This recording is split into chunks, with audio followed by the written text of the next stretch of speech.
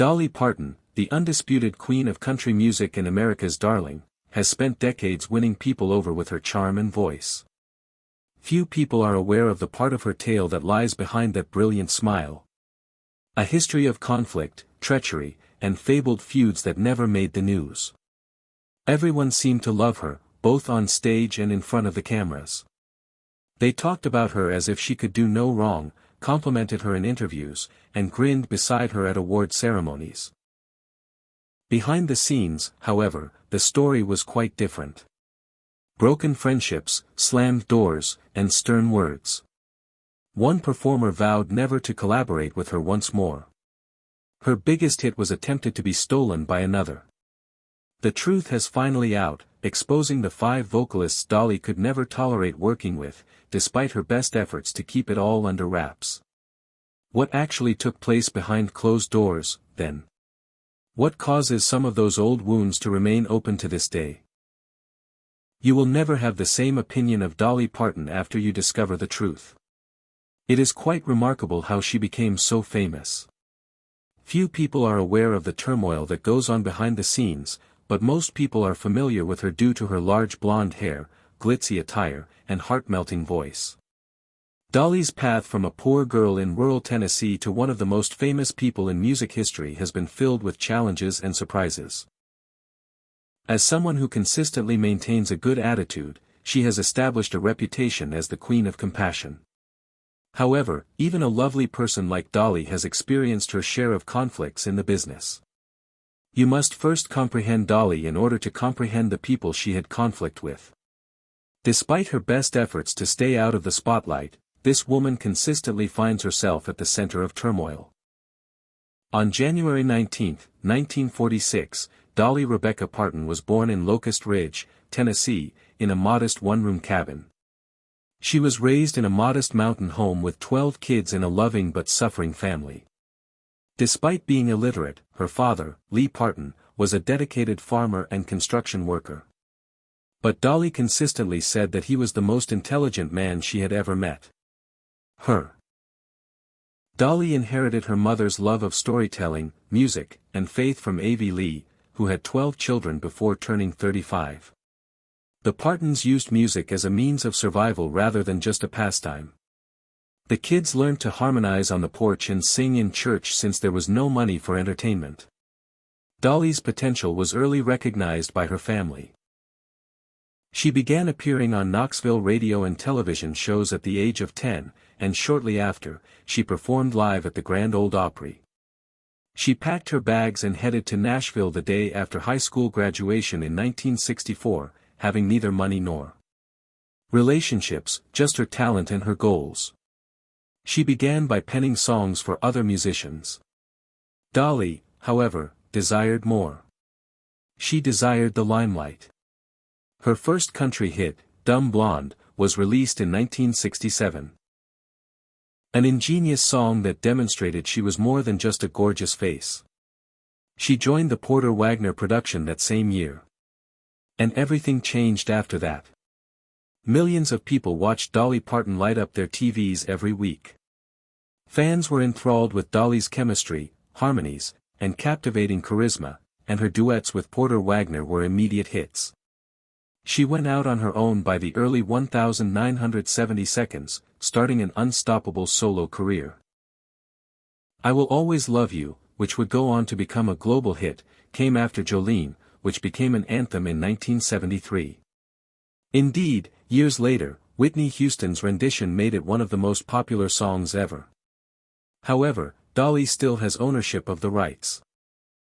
In keeping with her personality, she never boasted about the millions she earned from that single song.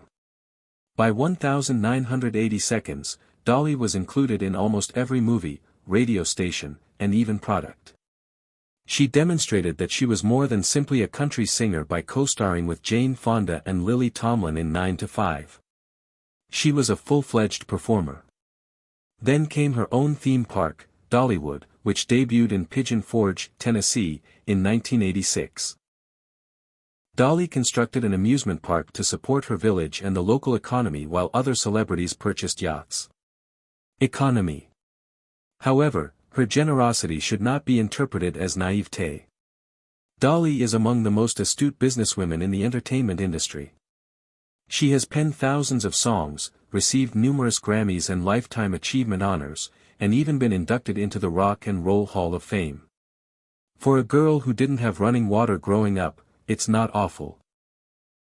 She has continued to give back. Dolly has ensured that every child gets the opportunity to read by donating millions of books to children worldwide through her Imagination Library.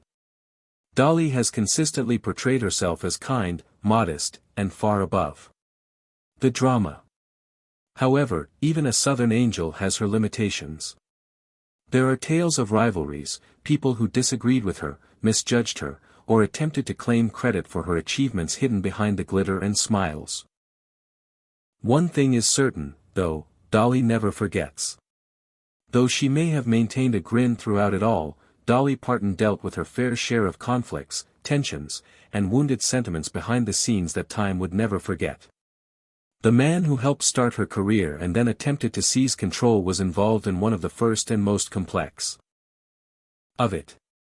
A strong collaboration quickly turned into one of the most abrupt breaks in the history of country music. Porter Wagoner vs. Dolly Parton. Porter Wagoner was already one of the most well-known figures in country music before Dolly became a worldwide sensation. Porter had amassed a huge fan base thanks to his charisma, theatrics, and heartwarming voice. He was the star of the Porter Wagoner Show, one of the most well-liked country music shows on American television, by the 1,960-second mark. Porter wowed fans on stage with his flamboyant outfits and contagious enthusiasm. Off stage, he was shrewd, pragmatic, and firmly conservative. When he met Dolly Parton, he recognized something unique, and he knew what the audience needed. Fans were not pleased when Dolly replaced the adored Normine in the Porter Wagoner production. Some people refused to accept the change and sent her furious messages, while others jeered her during performances. However, Porter supported her and insisted that she stay, and Dolly, ever kind and resolute, maintained her poise and determined to prove herself.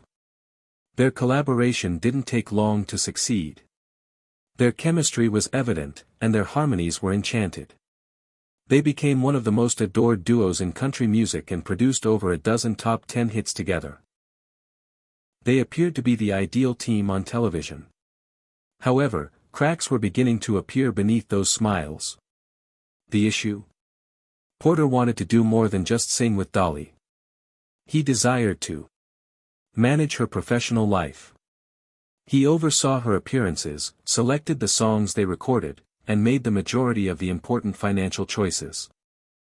Furthermore, such power wouldn't endure indefinitely for a woman with Dolly Parton's level of independence and ambition. Dolly Parton was more than simply a lovely voice and attractive appearance.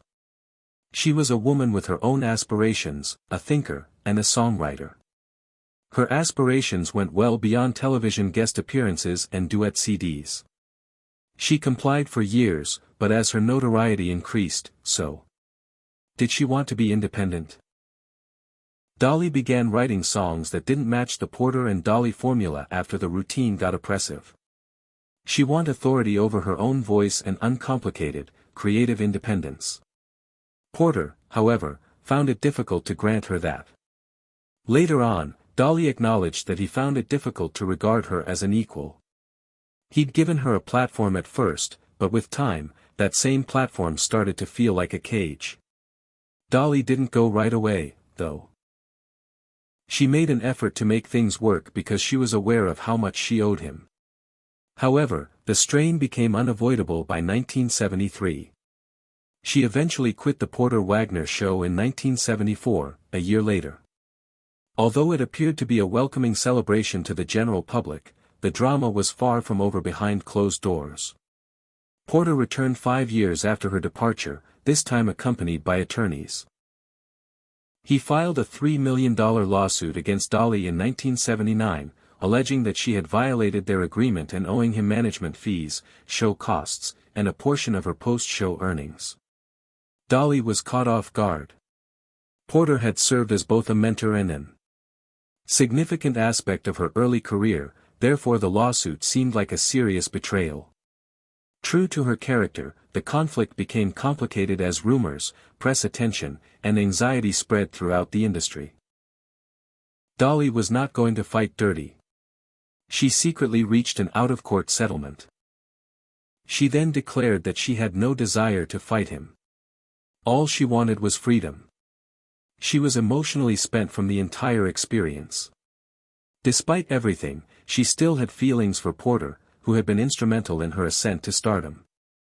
Together, they had created history, but in the end, he was unable to let her go without resistance. That confession said it all. Their feud was never just about money, it went much deeper than that. Dolly once disclosed in an interview, "I told Porter I'd stay 5 years when I was trying to leave the show. It had been 5, then 6, then 7.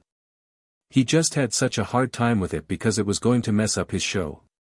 We were so bound and tied together in so many emotional ways, and he just wouldn't hear it." Although it broke Dolly's heart and revealed a side of Porter she had never seen before, things started to change over time, and by the end of 1980 seconds, after years of conflict and silence, Dolly and Porter were beginning to get back together. In 2002, Dolly did something unexpected. She personally inducted Porter Wagoner into the Country Music Hall of Fame, and while on stage, she talked about how much he had meant to her, even during the most trying times. Dolly visited him when he was hospitalized in 2007 with lung cancer, and a few weeks later, he passed away. Dolly was devastated, and she organized a private tribute concert at Dollywood, not for attention or recognition, but for the man who had helped launch her dreams, even though he had once attempted to hold them back. That chapter with Porter Wagoner is still regarded as one of the most poignant and pivotal moments of Dolly's career, one that shaped her in ways that most people will never fully comprehend. Behind the scenes, things weren't as picture-perfect as they appeared, especially between Dolly Parton and Linda Ronstadt. The next person on Dolly's list didn't just hurt her, she shocked the world.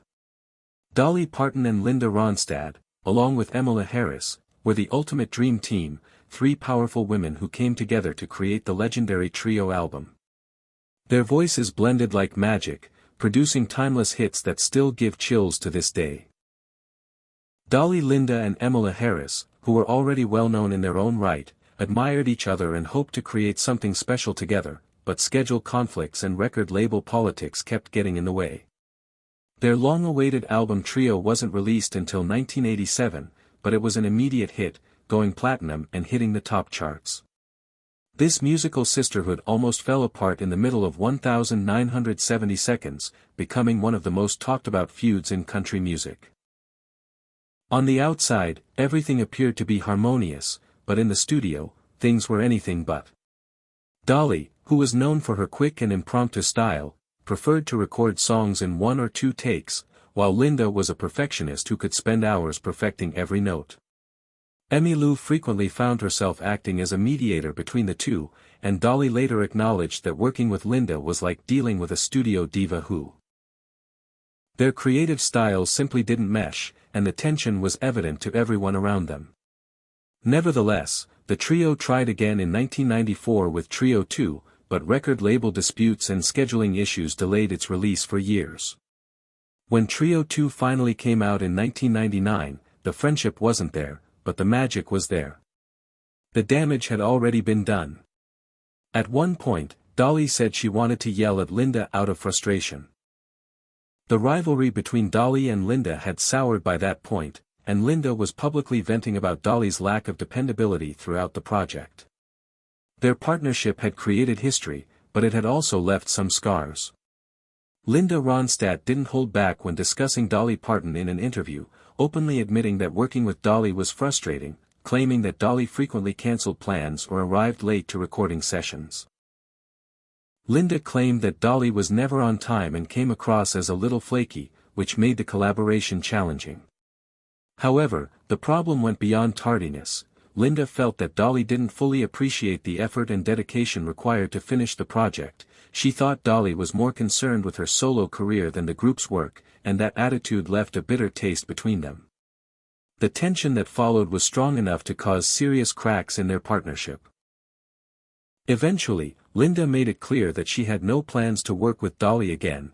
She even claimed that Dolly's lack of professionalism had ruined what was meant to be a fun.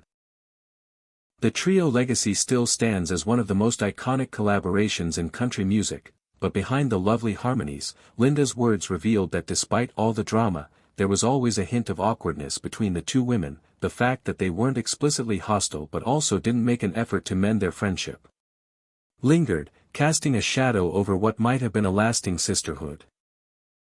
When you hear the name Elvis Presley, you think of the rock and roll king, the man who changed music forever, and then you think of Dolly Parton, the queen of country, whose storytelling and songwriting have made her an icon. Both are legends in their own right, and they almost joined forces once, but did not. It all began with Dolly's classic ballad, I Will Always Love You. Inspired by her decision to leave her longtime mentor Porter Wagoner and go it alone, the song was very personal to her in 1973. What started out as a heartfelt farewell quickly turned into one of the most beloved country songs ever written, with every lyric capturing a piece of Dolly's soul. When the song was released, it became an immediate hit, solidifying Dolly's place among the greats. Little did she know, though, that Elvis Presley's team had taken notice, and the king himself wanted to record the song. By the mid-1970 seconds, Elvis was. Dolly Parton was only starting to establish herself as a songwriter at the time, but even then, she knew her value. Naturally, Dolly was thrilled that Elvis wanted to cover her song, but then came the catch, a problem that would change everything. Colonel Tom Parker, Elvis's infamous manager, had a reputation for demanding large portions of publishing rights for any song Elvis recorded, and that demand would soon put Dolly in an impossible position. Elvis Presley's manager, Colonel Tom Parker, wanted 50% of the publishing rights for any song that Elvis recorded, but Dolly refused to give in because she believed that respect for her craft was more important than money, and she had worked too hard to allow anyone to exploit her creativity.